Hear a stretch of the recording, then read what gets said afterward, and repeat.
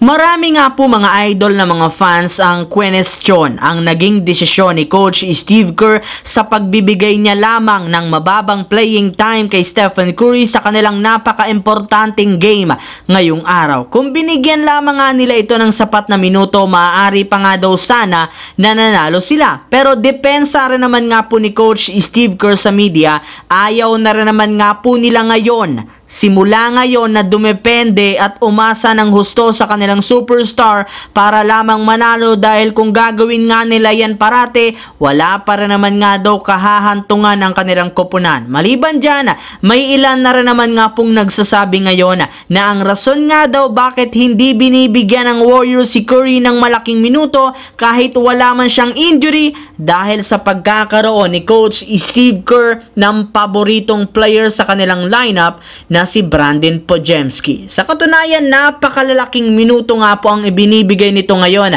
kay Podziemski sa kanilang mga nakalipas na laro. At kahit man patuloy ang pag-struggle nito sa opensa, parati para naman niya itong pinapaglaro since gusto nga talaga ng kanilang team na gumamit ng small ball rotation. Sa kabilang banda, kahit man nga papalapit na ang pagtatapos ng regular season, hindi pa rin naman nga malinaw hanggang ngayon kung sino-sinong mga kupunan ang magkakaharap sa play-in tournament, dahil magkakadikit nga dito ang win-loss record. Pero ang pinaka-inaabangan dito ay ang magkatapat ay ang Dallas Mavericks at ng Los Angeles Clippers na ilang beses nang nagkakabanggaan sa playoffs. Kaya magiging exciting nga po ang postseason kapag nagkaharap ulit silang dalawa, lalo pat meron ngang malaking tsansa ang Dallas Mavericks na talunin na ang Clippers sa isang 7-game series. Bagamat man mataas ang pwesto ng Clippers standings kesa sa Dallas, hindi rin naman nga magkapareho ang kalagayan ng dalawa. Yes mga idol, kung ang Clippers nga po ang patuloy na pagkatalo sa kanilang mga nakalipas na laro kontra sa malalakas na contender, ang Dallas naman unti-unting nakakakuha ng magandang momentum bunsod ng sunod-sunod na panalo. May ilang mga analyst na rin naman nga ang matapang na nagsabi na kapag nakaharap ang dalawa sa playoffs, meron ngang malaking tsansa sina Kyrie Irving at Luka Doncic na manalo ang Dallas kontra sa Clippers.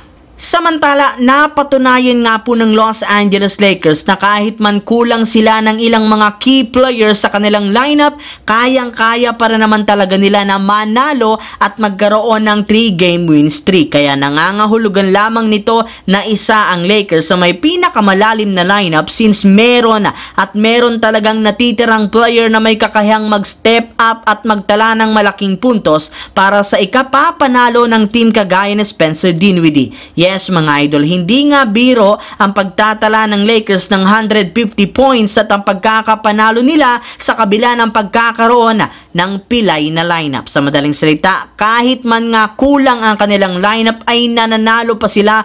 Paano pa kaya kung kumpleto na? Kaya sigurado nga po na ayon sa mga analyst, kakatakutan ng lineup na ito pagdating sa playoffs, since napakalaki ng potensyal ng team, gayong wala talagang limit ang magagawa ng Lakers kapag naging healthy ang kanilang mga players at kapag nakumpleto na ang kanilang official lineup pagdating ng play-in at playoffs.